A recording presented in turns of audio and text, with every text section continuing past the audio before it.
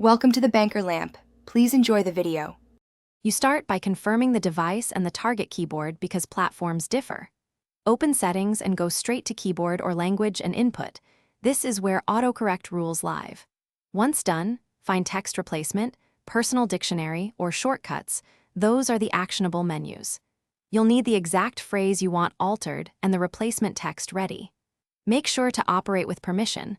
Altering someone's typing behavior changes their communication. Now that you're in the right menu, proceed to add a new entry. You're now creating specific rules.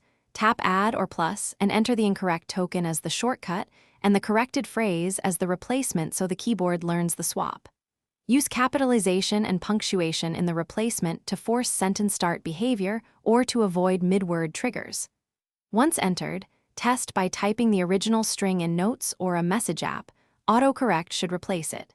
If it doesn't, make sure the keyboard language matches and shorten or lengthen the shortcut to avoid conflicts with common words. To finish, enable any sync or backup options so your replacements persist across devices once the same account is used. Once done, force close the keyboard app or reboot the device to ensure the new rule loads.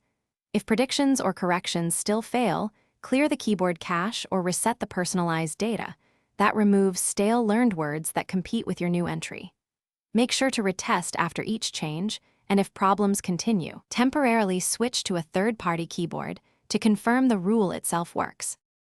Thanks for watching. If this was helpful, leave a like and consider subscribing. See you next time.